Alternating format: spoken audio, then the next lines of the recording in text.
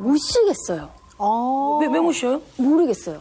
그러니까 쉬면 죄책감이 들어요. 그러니까 데뷔가 지금 16년 차인데 그럼 그동안 그러니까 쉼 없이 달려오신 거예요? 쉼 없이 못 달리죠. 왜냐면 작품이 없으면 강제 쉼이잖아요. 그래서 제가 딴 자격증이 막 뭐 수제청 만들기 마스터하고 뭐 요리 자격증도 따보고 뭐 비누 공방 가서 비누도 배우고 막 이런 시간들을 막 이렇게 채웠었거든요.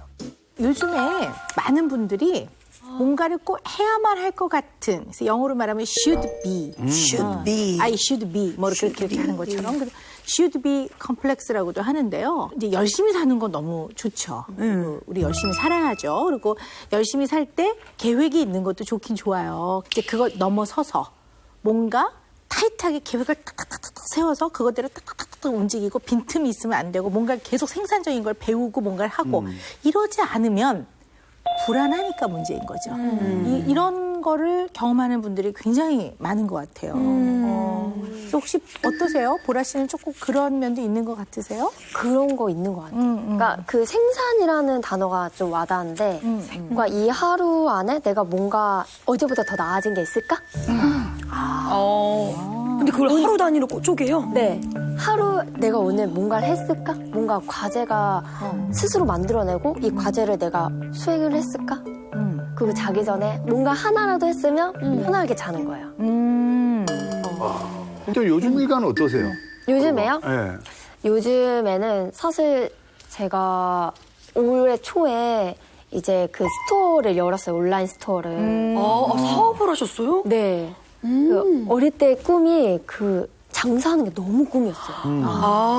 그래서 이제 제가 30이 넘고 눈 뜨고 다시 생각해보니까 제가 33살이 되어 있더라고요.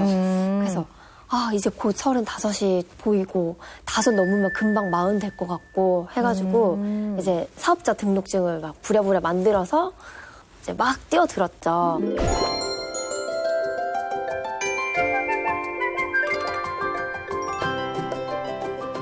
우리 보라 씨가 장사를 해야 되겠다. 네. 내가 나중에 좀 궁금해요.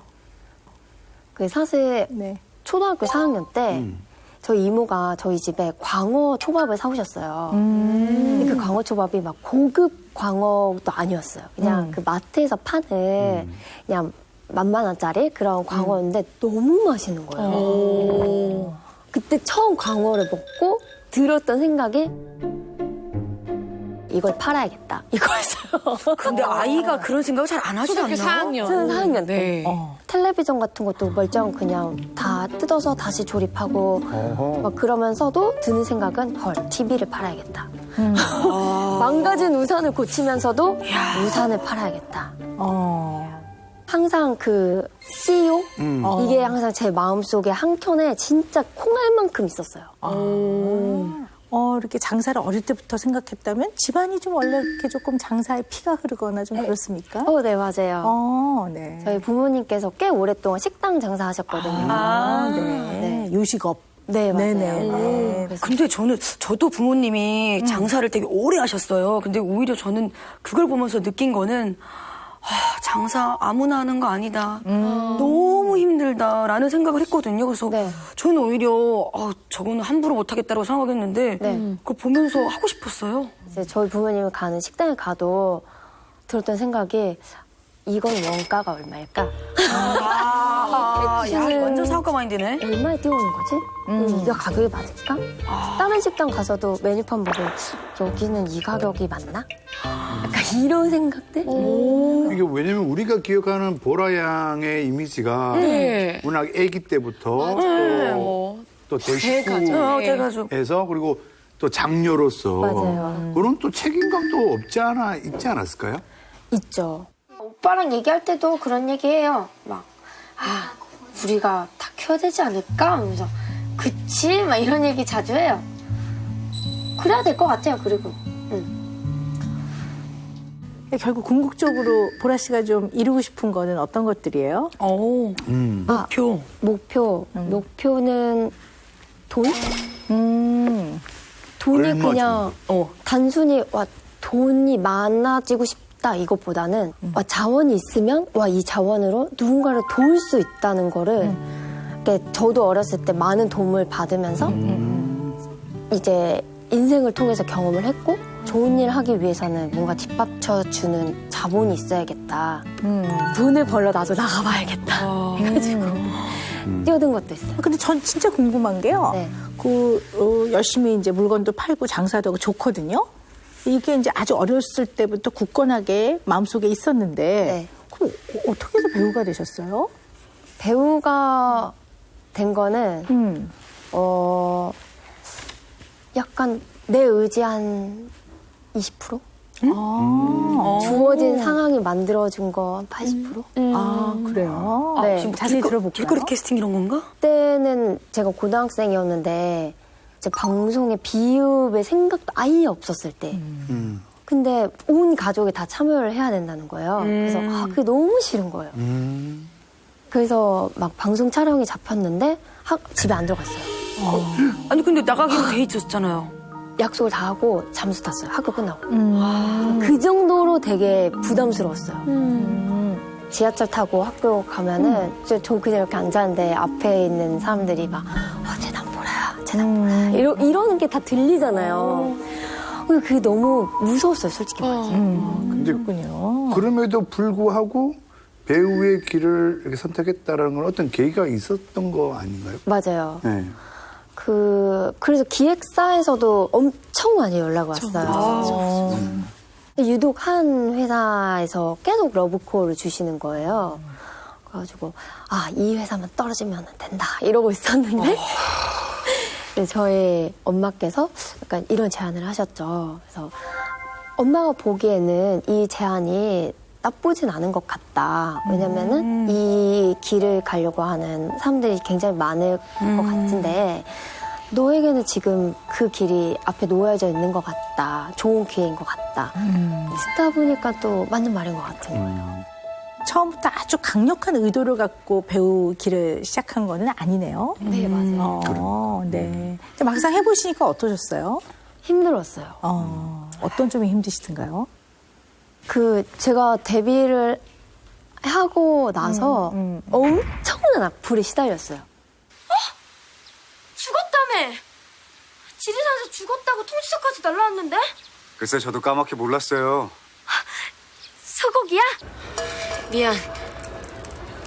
이꼴로 너까지 만나니까 당황해서 그래. 막 별의 별 욕도 다 있었고 막 심지어 안티카페까지 생겼었어요. 읽는데 막 여기 심장이 아파오는 거 있잖아요. 그런 거. 확 조여오는. 네, 막 부들부들 떨리고 눈물도 나고. 네, 눈물도 나고 그래서 포기하려고 했었어요. 근데 이제 어쨌든 연기자로서의 그런 활동을 하는 데 있어서 남보라가 생각하는 남보라는 좀 어땠습니까? 연기 활동을 하면서 막 제가 생각하는 제가 있어야 되는데 그냥 남들한테만 욕만 먹지 말자. 약간 이런 느낌?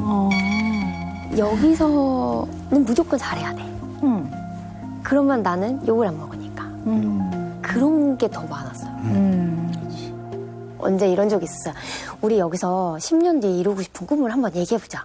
진짜 계속 얘기하면 이루어진대. 근데 이제 제 주변 친구 다 배우니까 뭐 나는 어디 가서 상을 받고 싶어. 나는 뭐 최우수상을 받고 싶어. 이렇게 얘기를 하고 딱 제 차례가 됐을 때 난 사실 장사를 하고 싶어. 이렇게 말을 못 하겠는 거예요. 네. 그래서 얼추 결에 맞춰서 나도 좋은 연기자가 되고 싶어. 약간 이렇게 말하게 되는? 그 혼자 조차 말을 못하는 거야? 그래서 혼자 집에 돌아가는 이제 그 차 안에서는 난 사실 장사가 하고 싶었어. 약간 이렇게 혼자 되뇌이는. 혼잣말. 네. 네. 제가 가만히 들어보니까 보라 씨의 그 중요한 결정과 중요한 시기마다 공통점이 있는 것 같아요. 어떤 거? 네, 어떤 공통점이 있냐면요. 맞추고 싶다. 생각해 보실래요? 어떤 공통점이 있을까요? 우리 보라 씨는? 제가 오 박사님과 함께한 세월이 있기 때문에 네. 수제자. 제가 한번 쓱 네. 스며들어 보겠습니다.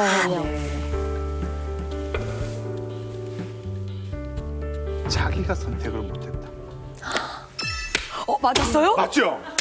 빙고. 아, 정말. 맞지? 네. 진짜? 쌍따봉입니다. 와, 진짜로? 네.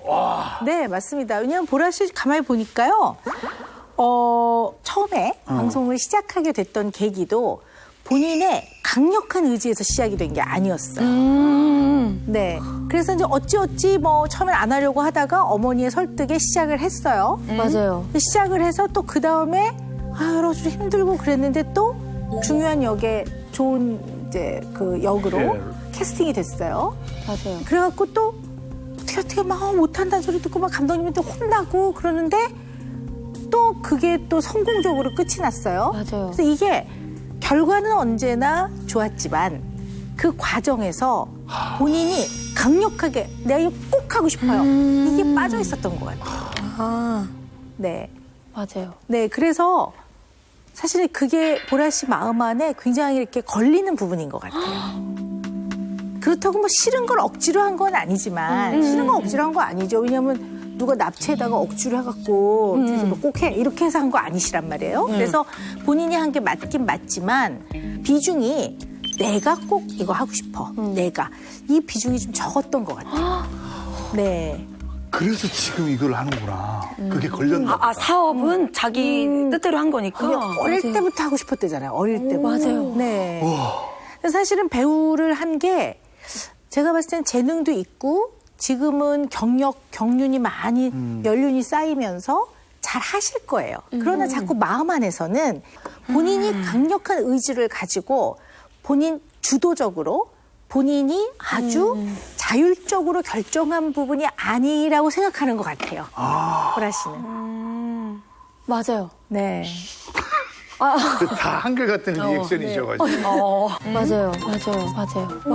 맞아요.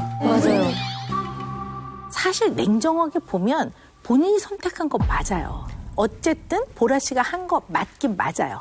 근데 유난히 처음부터 쭉 진행되는 과정이 남보라라는 사람에게 굳이 이게 걸리는 거는 본인의 특성하고 관련이 있을 수가 있어요. 어떤 특성이 특성이에요? 있어요? 이 배우를 하는 거는 캐스팅을 해주는 쪽에 주도권이 있는 거예요. 그러니까 발탁이 돼야 되는 거라면 장사는 본인이 주도권을 갖고 있는 거예요. 그렇죠. 그래서 누군가에 의해서 그렇네. 나의 중요한 것들이 결정되는 그런 거가 본인은 되게 싫은 사람이에요, 내가 보면. 그래서 주도권이 굉장히 중요한 사람이에요. 본인 특성이. 자기 주도성이라는 거 학습지라든지 무슨 교육 프로그램 보면 많이 나오잖아요. 맞아요. 뭐 자기주도 학습 요즘에 엄마들의 진짜 화두인데 좋은 거 아니에요? 좋은 거. 그렇죠. 자기 주도성은 이제 일단 그 의미는 좋은 거죠. 왜냐하면 내 인생은 내가 스스로 알아서 스스로 개척하고 책임도 지고 하겠다 뭐 이런 건데요. 이게 지나치게 주도적인 사람들은 네. 자기가 모든 면에서 주도권을 갖고 있지 않을 때는 불편해요. 지나치게 주도적일 땐 그렇습니다. 지나치게 주도적인 사람이 때로는 약간 고집스러워 보이기도 해요. 왜냐하면 이제 본인이 해나가는 방향과 그렇네. 그 길로 이게 안 될 때는 좀 불편하니까 약간 고집을 부릴 수도 있죠. 자기 방식을 고수. 엄청난 지금 네. 표정을 지으셨어요. 아, 네, 왜요? 들어볼까요? 왜요? 네, 네. 지금 뭔가 왔나요? 고집스러운 뭐 게 있고. 기억난 게 있어요? 그러니까 그 대본이 주어지면 거기에 정말 충실해야 되잖아요. 그러니까 저도 그건 너무 인지하고 잘 알고 있는데 그럼에도 불구하고 대본이 이해 안 될 때는 이걸 막 혼자서 고민을 하다가 이제 작가님께 전화를 하죠. 근데 이런 너무 경우가 센가? 많이 있나요? 전화해 본 적 있어요, 작가님한테? 전화를 받은 적은 있습니다. 그래요? 잘하시라고. 네. 그래서 그것 때문에 너무 힘들었어요, 스스로. 왜 난 여기에 순종하지 못하지? 왜 이거를 그냥 받아들이면 되는데 왜 안 받아들여지지? 그러니까 본인이 납득이 되거나 아니면 본인 방식으로 고쳐놓던가 둘 중 하나인 거죠. 그러지 않으면 불편한 채로 하는 거죠. 왜 보라 씨 이런 사람이 있거든요. 어디에 이제 되게 중요한 약속 장소에 갈 때 네. 미리 다 시뮬레이션 해보고 시간을 측정해보는 사람이 있어요. 본인 혹시 그래요? 시뮬레이션을 많이 돌려요. 아, 그렇구나. 여행을 갈 때도 그 전날 밤에 안 자고 그 다음날 좀 시뮬레이션을 한번 해봐요. 근데 그대로 돼요? 안 되죠. 그래도 그래도 하시죠. 그 준비된 거 안에서 되니까 안정은 되더라고요. 네. 그러니까 이게 굉장히 주도권을 가지고 있어야 됨과 동시에 완벽주의자예요. 근데 이런 분들이 불안이 높죠. 왜냐하면 완벽하게 해내고 미리 다 계획되어 있어야 덜 불안하거든요. 근데 이제 이게 상황이 자꾸 바뀌면 아까 이렇게 하라고 해서 이걸로 어느 정도 시뮬레이션에서 머리 안에서 계획을 좀 세워놨는데 갑자기 이렇게 하래. 그러면 이거보다 이게 더 쉬운 거여도 바뀐 거 자체가 불안하고 혼란스럽죠. 머리 안에 시뮬레이션이 아직 준비가 안 돼 있기 때문에. 맞아요. 네. 그런 상황이 되게 많았던 것 같아요, 현장에서. 완벽주의자이신 것 같아요. 야, 근데 오늘 이 얘기를 좀 쭉 하면서 갑자기 또 무슨 생각이 머리에 스치냐면요. 이 주도권을 가지고 있어야지만 좀 편안한 그런 특성이 있어요. 네. 근데 아니 엄마 아빠가 애를 열셋 낳은 거는 본인의 주도권하고는 아무런 상관이 없거든요. 그렇지. 동생이 태어났는데 또 동생이 이렇게 있다 보니까 또 동생이 또 와요. 그래서 동생이 또 생겼네. 또 동생이 또 와. 그러니까 이게 전혀 예측하지 못하는 unexpected, 전혀 예측 못하는 보라 씨가 계획할 수 없는 네. unplanned 그런 상황이란 말이에요. 네. 이게 많이 힘들었을 것 같기도 한데. 맞아요. 그래서 특히 막내가 태어났을 때 이제 12남매가 우리 집은 끝일 거야 생각을 했는데 갑자기 이제 13남매가 됐을 때 많이 혼란스러웠어요. 아, 막내? 12하고 13이 좀 느낌이 많이 달랐네요. 완전 달랐어요. 근데 정말 12번째 동생은 진짜 막내처럼 키웠거든요. 진짜 마지막이야. 이렇게 좋은 거 마지막이랑 막내처럼. 좋은 거 다 먹이고 막 비싼 침대에 막 비싼 옷 유모차 막 이렇게 진짜 정성스럽게 키워서 이제 끝났겠지? 약간 이랬는데 갑자기 또 막내가 생겨서 그때가 몇 살이었어요? 그때가 제가 20살이었어요. 저랑 제 동생 20살 차이 나거든요. 근데 장녀들 항상 그 장녀 롤이 있잖아요. 그럼요. 학교 갔다 와서 밥 차려줘야 되고 내가 좋은 게 있지만 그럼에도 불구하고 내 동생이 좋아하면 조금은 양보해야 되고 그런 게 항상 있었어가지고 근데 이제 막내를 또 케어해야 한다는 그런 생각에 막 너무 갑자기 화가 나는 거예요. 와 내가 또 일을 해야 돼 약간 이런 느낌?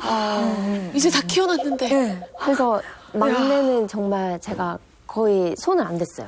태어나서도 안 보고 막 뭐 해줘야 되는데도 안 해주고 엄마가 키워 엄마 얘기잖아 약간 맞아요. 근데 지금 엄마 같은 역할을 이제 20살인데. 하신 거죠. 근데 또 저희 엄마가 또 노산을 하셨으니까 너무 힘드신 게 옆에서 보이시는 거예요. 그래서 또 한 번 안고 두 번 안고 뭐 세 번 네 번 안는 게 둘째도 있잖아. 셋째도 있고. 근데 거긴 몇 그러니까요. 살이었어요, 둘째는? 저는 3살 차이 나니까 고등학교 17살이요. 1학년. 네. 저도 장녀거든요. 근데 네네. 그 인터넷에 그런 얘기가 있어요. K 장녀는 건드리는 거 아니라고. 정말 이 장녀의 삶이 생각보다 되게 치열하거든요. 맞습니다. 그래서 저는 남동생이 또 2살 터울인데 저도 꽤 치열했다고 생각했는데 여기는 장녀 중에서도 뭐 탑 오브 탑이죠, 진짜. 네. 상상이 안 얼마큼 진짜 치열하게 진짜 그 속에서 제가 살았을 거 생각하면은 대단한 것 같아요. 근데 저는 여기 조금 되게 솔직하다고 얘기해야 되나요? 아니면 어떤 거요? 가슴 아프다고 해야 되나요? 이게 어떤 뭐 거예요? 나의 어머니를 좋아했지만 마냥 다 좋진 않다. 맞아요. 네. 네. 이게 이거 잘 모르겠어요. 뭔가를 하나 딱 고를 수는 없는데 엄마를 좋아해요. 뭐 엄마를 보면 좋고 같이 지내면은 좋아요. 근데 뒤돌아서면 뭔가 힘들게 한 사람? 약간 이런 생각이 들어서 나를 힘들게 한 사람? 나의 탄생도 나의 선택이 아니었던 것처럼 내 동생의 탄생도 저의 선택이 아니잖아요. 그리고 내가 장녀가 된 것도 나의 선택이 아니었음에도 불구하고 장녀로서의 뭔가 이렇게 삶을 살아가는 게 있어서 많이 힘들다. 나도 한 사람을 그냥 자녀로서 살고 싶은데 왜 나는 엄마 그 다음에 엄니라고 하거든요. 언니 더하기 엄니. 그래서 생각보다 또 제 동생들이 저의 영향도 많이 받는 거예요. 동생들이 필요할 때 당장에 줄 수 있는 사람은 집에 당장 있는 저였으니까 엄마 아빠는 다 이제 맞벌이 하셔서 집에 거의 없으셨으니까 그래서 그런 것들 이제 긴급으로 제가 빨리 하다 보니까 그 자리에 제가 돼버린 거예요. 그래도 육아를 잘했나 봐요. 어머님이 이렇게 맡기실 정도면. 네, 잘했어요. 기저귀도 잘 갈고. 그래서 그런 습득력이 되게 빨랐어요. 엄마가 옆에서 뭔가 요리를 하면 이제 제가 배고플 때 빨리 해서 먹어야 되니까 잘 배웠던 것 같아요. 근데 우리 한번 이런 생각을 해보자고요. 우리가 이제 뭐 살면서 어쩔 수 없는 상황이라는 게 있어요. 네. 그게 어떤 부모 밑에 태어나느냐 우리가 결정할 수가 없고요. 어쩔 수 없는 상황에서 늘 책임감 있게 장녀의 역할을 해야 되는 것과 굉장히 주도권을 가지고 앞으로 치고 나가고 싶었던 것이 언제나 공존했을 것 같아요. 네. 보라 씨 인생에서 이게 나한테는 가장 큰 위기였다. 정말 내 인생에서 이건 정말 힘든 일이었다 하는 게 있다면 어떤 게 있을까요? 정말 큰 위기가 있었는데 제가 동생을 먼저 보내야 되는 그런 일이 있었어요. 그때도 집에 가서는 울 수가 없는 거예요. 왜냐면 부모님은 또 얼마나 힘드셨을까 이런 생각을 하면 그래도 이제 저희 부모님이시기도 하지만 한 사람의 엄마 아빠시잖아요. 그래서 저분들도 누군가한테 기대야 되는 사람이 있지 않을까 해가지고 이제 그런 단단하게 받쳐주는 사람은 있어야 된다 해가지고 좀 악착같이 버텼어요. 집에서 안 울고 딴 데 가서 울고 집에서 오히려 막 얘들아 괜찮지 약간 이렇게 좋아질 거야 약간 그러셨구나. 가족이 떠나면 얼마나 슬픈데요. 근데 이제 그 슬픈 마음을 사실 슬퍼해야 되거든요. 슬퍼해야 되는데 슬픔을 마음 안에 묻고 이제 안 슬픈 것처럼 하는 게 마치 동생들을 건사하고 힘을 내는 것처럼 생각이 되니 이 작은 몸에서 얼마나 힘들었을까.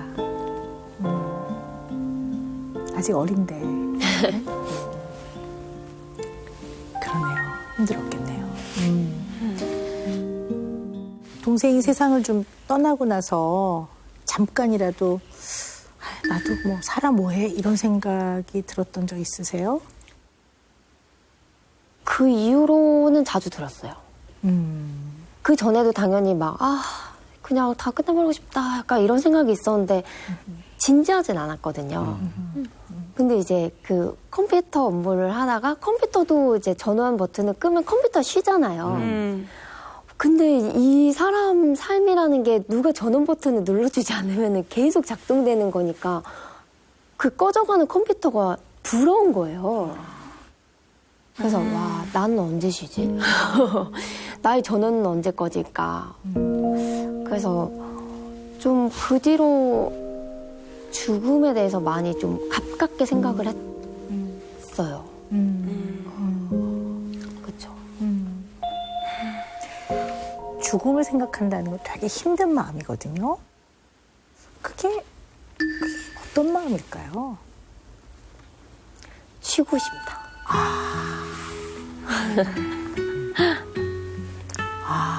너무 무서운 말이네요. 생각해보니까. 무섭다기보다는 되게 가슴 아프죠. 그냥 주도권을 갖고 있는 사람인데 그냥 본인이 결정해서 쉬면 될 걸. 그거를 죽음을 통해서라도 쉴 수 있지 않을까라고 생각한다는 건 너무 가슴 아픈 일이죠. 마음이 너무 아프다.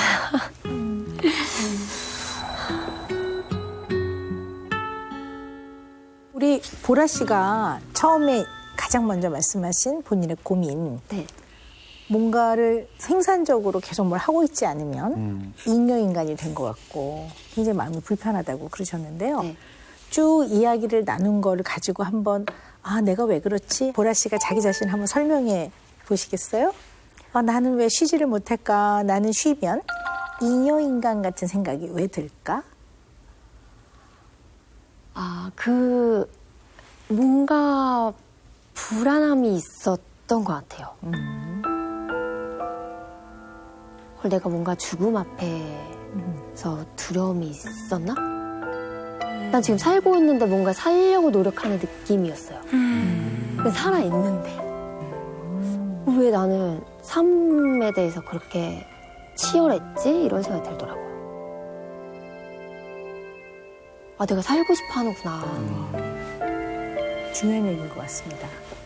어떤 분은 운동을 하고 나서 다리에 알이 박히고 몸이 힘들어야 꼭 운동을 한 것 같이 느끼고 공부를 할 때도 그냥 하면 되는데 코피를 흘려야지만 내가 공부를 열심히 한 거구나 이렇게 느끼는 것처럼 살아있음에도 불구하고 뭔가를 치열하게 그렇게 해야지만 보라 씨 자신이 살아있다고 느꼈던 것 같아요. 네, 어쩌면 삶에 대한 아주 처절한 그 바램, 너무 가슴 아픈 얘기다. 네, 그런 거였던 것 같아요. 네.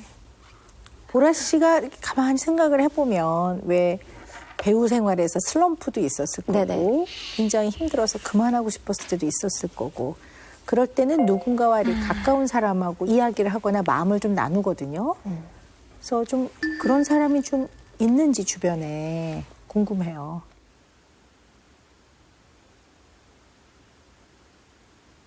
저는 없었어요.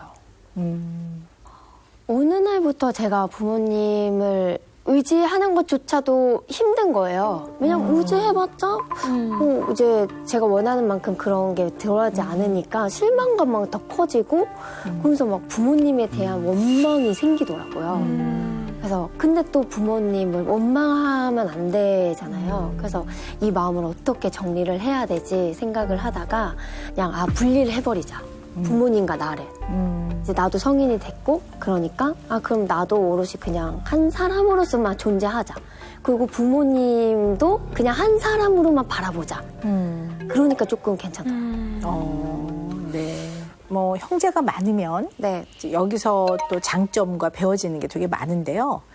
또 보라 씨네 같은 13형제, 13명의 형제는 또 그렇게 아주 흔한 경우는 아닌데 어떤 면이 좀 있을 수 있냐면 자녀는 부모를 오롯이 대하고 싶어 해요.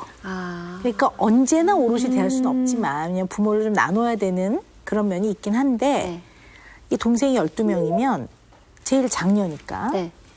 아마 남보라라는 큰 딸로서 엄마와 아빠와 보라야 오늘은 어땠니? 보라 너는 무슨 생각하니? 이렇게 얘기하거나 시간을 보내는 게 굉장히 적었을 수도 있다고 생각이 들어요. 맞아요. 그러니까 이게 부모는 자식을 사랑하잖아요.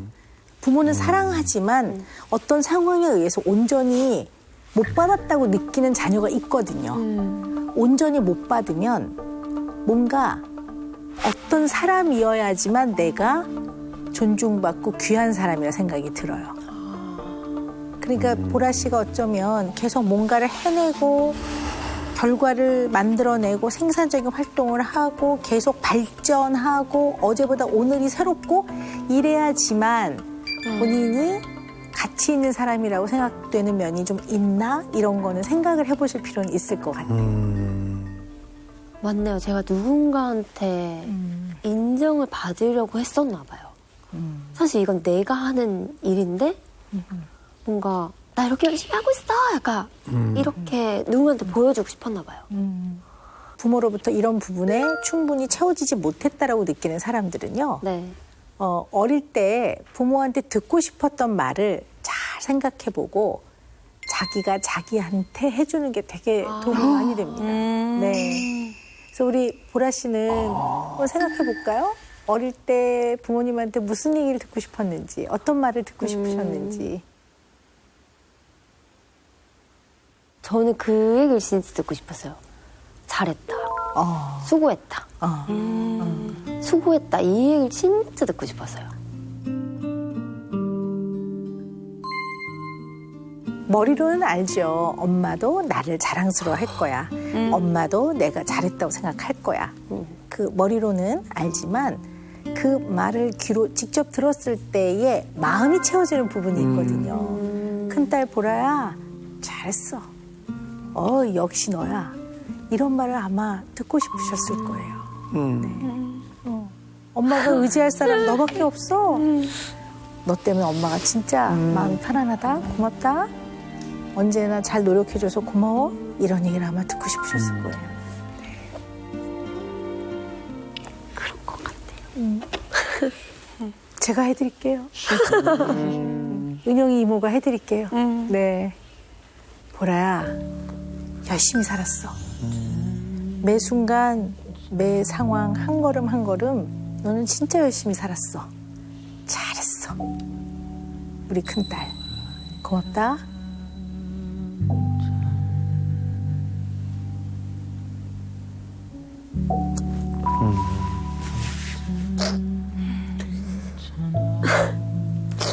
감사합니다.